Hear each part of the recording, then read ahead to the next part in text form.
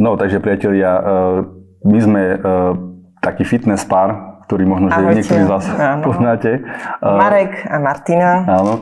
Obidvaja sme fanúšikovia fitness a veľmi veľa rokov sa tomu venujeme a snažíme sa ľuďom pomáhať, aby sa dostali do dobrej kondície a dobrej formy a samozrejme do kvalitného a dobrého zdravia. Tak ale určite ich zaujíma, že kedy to začalo a ako.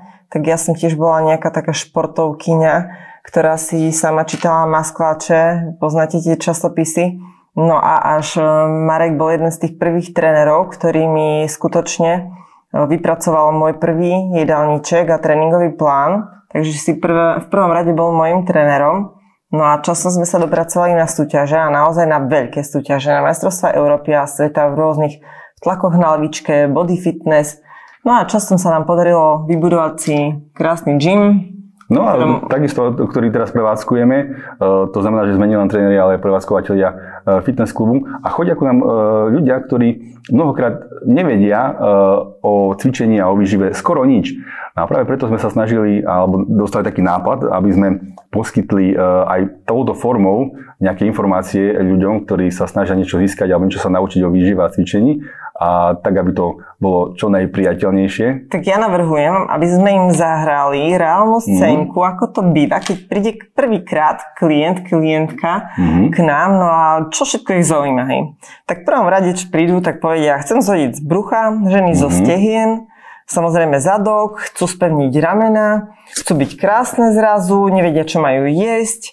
Takže prvá taká konzultácia, je aj o tom cvičení, že koľkokrát v týždni, ale ja by som dneska hlavne rozprávala o tej výžive, lebo naozaj potrebujú vysvetliť tí ľudia základné živiny, bielkoviny, sacharidy, tuky. Presne. Ja si stále z nich robím srandu, že čo je bielkovina, že je to nejaká biela rýža. Oni tomu stále veria. Takže ja by som chcela, aby si mi to ako klientke teraz nazorne vysvetlila, že čo sú to bielkoviny. No, bielkoviny sú makronutrienty. Jeden z makronutrientov, ktorý sa potom dopracujeme k tomu, čo sú to vlastne makronutrienty.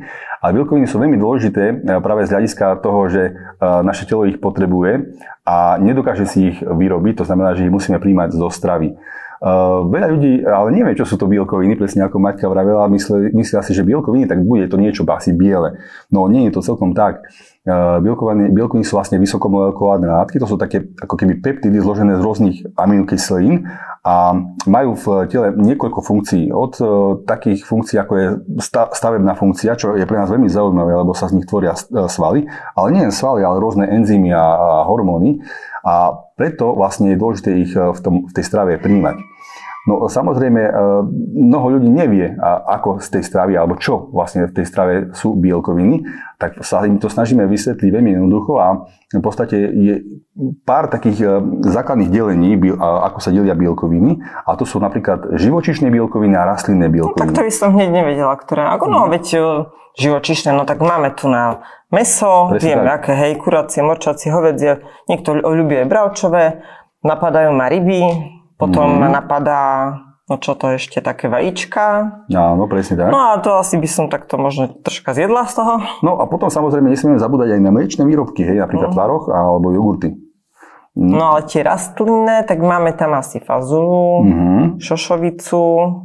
To sa priznám, že je málo, tak je to potrebné? Je to potrebné, presne ako vravíš, fazuľa, šošovica, čiže strukoviny všeobecne, alebo soja. Takisto aj tie rastlinné bielkoviny sú potrebné. Tak vo všetkom, aj pri bielkovinách patrí, že musí tam byť nejaká pestrosť v strave.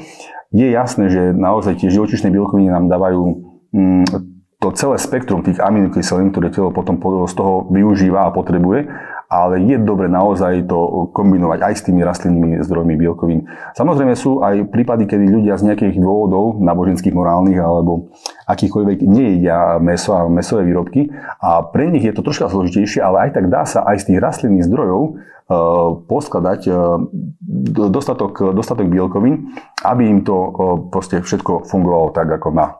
No, tak super. Asi mám taký prehľad. Patrí tam aj cicer, že? No jasne.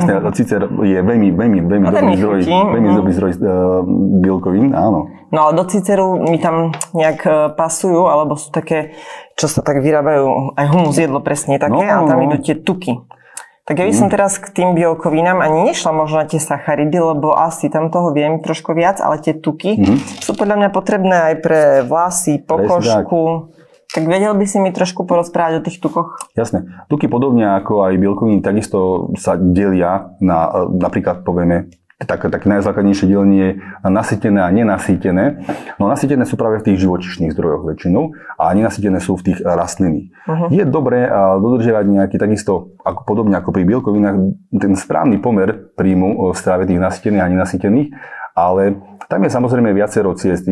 Dôležité je to, že veľakrát tých nasýtených tukov máme strašne veľa v strave. Bežne ľudia majú veľmi, veľmi veľa, zbytočne veľa.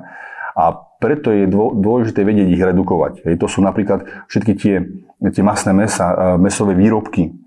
Tie mäsové výrobky naozaj treba dať veľký pozor, pretože tie obsahujú naozaj obrovské množstva tých nasýtených tukov. Ešte aj soľ. No, ešte aj soľ k tomu a tak ďalej. Takže toto by trebalo naozaj zredukovať v strave, tie mäsové výrobky a vyhýbať sa jednoducho vyslovene mastným jedlám a vyprážaným pochopiteľným jedlám, kde tých tukov je zbytočne veľa. Naše telo samozrejme potrebuje tuky, presne ako si vravela, na to, aby sme mali pekné vlasy, nechty, pokožku, aby všetko fungovalo, pretože tuky majú množstvo funkcií v organizme, nenahraditeľné. A od obnovy bunkových membrán takisto sa podieľajú na tvorbe hormónov, dokážu izolovať vnútorné orgány a chrániť ich. To znamená, že tuky všeobecne sú veľmi, veľmi dôležité, ale neznamená, že ich musíme príjmať teraz veľa. Čím viac, tým není to lepšie. Ja si tak, keď ideme, neviem, niekam nejakú cestu, tak mám v aute normálne také oriešky, alebo semiačka. Tak áno, presne toto používam na desiatu, že takú hrst tých orieškov, tekvicových jadierok, proste hľadám nejaké tuky z takých iných zdrojov stále. Presne tak, a toto sú takzvané tie nenasýtené alebo polynenasýtené tuky, ktoré vlastne sú zdrojom napríklad omega-6 alebo omega-3 mastných kyselín, ktoré sú esenciálne a pre náš organizmus naozaj veľmi, veľmi dôležité, aby sme boli zdraví. Len tam treba tiež dávať pozor na pomer tých omega-6 a omega-3 mastných kyselín, lebo aj tu veľakrát ľudia robia chybu, že napríklad tých orieškov zjedia veľmi veľa, tých mandlí napríklad tak ďalej, ale zase majú málo potom omega-3, napríklad ryby, morské plody a podobne. To znamená, že aj keď ten pomer tých aj dobrých tukov je narušený, tak tiež to nie je celkom dobre. Treba na to dávať veľký pozor a preferovať hlavne tie omega-3. Ale potom aspoň nie som hladná, keď dám takéto tuky a nesiaham po tých sacharidoch, lebo potom, keď zjem na desiatu ješ nejaké buď ovocie, že fakt cukor, no zvraví fruktóza, alebo tie tuky z tých orieškov, tak potom na obed už mi nemám takú chuť zjesť toľko ríže, zemiakov, cestovín, čiže obmedzujem potom troška tie sacharidy. Jasne. Tak poďme na tie sacharidy potom. No, sacharidy takisto sa delia, podobne ako aj bielkoviny aj tuky, tak tiež je tam nejaké delenie a to je napríklad na sacharidy jednoduché a zložité. Pri sacharidoch treba byť takisto veľmi opatrný, lebo sú zdrojom energie, to je ich základná funkcia. A samozrejme, keď tej energie príjmeme viac, ako jej vydáme, tak niekde tie sacharidy sa musia ukladať a väčšinou sa ukladajú tam, kde ich nechceme. To znamená, že a hlavne majú takúto tendenciu práve tie jednoduché cukry. To sú napríklad glukóza alebo klasický cukor, hej. Pozor aj napríklad nejaký med alebo sušené ovocie a podobne. Hej. A naopak treba preferovať skôr tie sacharidy, ktoré sa trávia pomalšie, čiže sú také zložené a obsahujú v sebe veľa vlákniny, ktorá vlastne reguluje aj to strebovanie tých sacharidov. A to sú napríklad ovsiané vločky, celozrnné výrobky, no a možno, že celozrnné pečivo ešte by sme k tomu vedeli priradiť. No a takisto napríklad aj také veci, ako sú zemiaky alebo bataty. Tak to je v poriadku. V každom prípade treba si naozaj strážiť to množstvo sacharidov.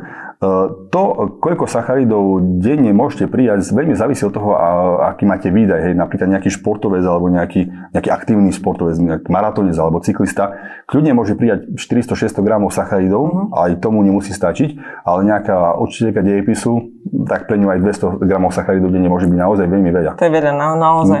Tak 110, 120 si myslím, tak, asi. Väčšinou sa ale počuj, tak 110 dáme. No tak jeden sačok ríže, ktorý má hmotnosť 100 gramov, tak obsahuje asi koľko tých sacharidov? Približne 75 gramov.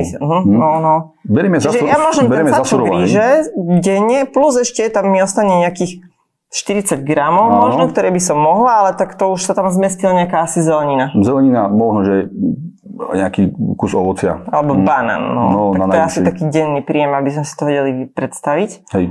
Ale ja tú rýžu, dám si radšej polsačka a potom mi ostane miesto na niečo iné. To celozrné pečivo, alebo vieš čo, ja dávam ešte rýžové cestoviny v pohode a úplne málo kalórií majú koniakové. Tak tie mi tiež pod vlákniny, to sú špeciálne cestoviny, ktoré vlastne tých sacharidov majú zanedbateľné množstvo. Hej? A pritom zasytia aj tam strašne veľa vlákniny.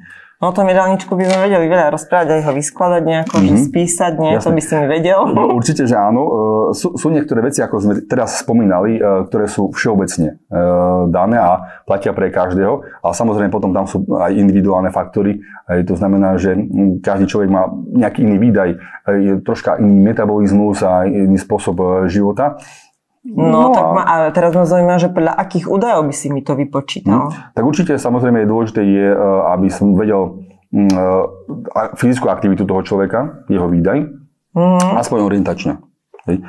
Potom samozrejme my máme aj na prevádzke takú mašinku, volá sa InBody a tá nám poskytuje také meranie, kde ten výstup nám ukáže aj nejaký ten bazálny metabolizmus toho človeka, ako vlastne... A tak tam zadaš, vieš, výšku... Výška, vek a hmotnosť. Hmotnosť pohlavie, lebo to je tiež dôležité. Troška ináč spracovajú tie sacharidy ženy a troška ináč muži. No a podľa toho vlastne by sme ten jedálniček nastavili. No a hovorím, tak jak sme spomínali, tie základné informácie, že čo sú to tie makronutrienty, z ktorých sa vlastne to všetko skladá, ako sme hovorili, bielkoviny, sacharidy a tuky, tak možno, že máte teraz predstavu asi, že koľko toho by malo byť a podľa toho sa ten jedálniček potom samozrejme skladá. No dôležité sú aj mikronutrienty. Mikro, tak ako už slovo hovorí mikro, tak to sú tie maličké vitamíny a minerály, ktoré by mali v strave byť, takisto v nejakom správnom pomere. A takisto aj tie vitamíny, podobne aj ako tie makronutrienty, sa tiež delia na nejaké kategórie. Hlavne napríklad vitamíny sa delia na rozpustné v tukoch a vo vode. No tak to by si mi potom už vidím, že by si mi to všetko rozpísal, takže by som bola nielen chudšia, ale aj zdravšia, mala lepšiu imunitu. Tak ideme na to. Dobre, tak poďme na to. Tešíme sa na vás. Budeme čakať vaše otázky, ktoré budete môcť písať na túto mailovú adresu, ktorú určite budete vidieť aj buď v popise videa, alebo priamo na videu. Takže tešíme sa na vaše otázky. Čokoľvek vás bude zaujímať o strave, píšte nám a my budeme takéto videá robiť potom aj naďalej a budeme vám na vaše otázky, verím, že zaujímavo odpovedať. Ahojte. Čau.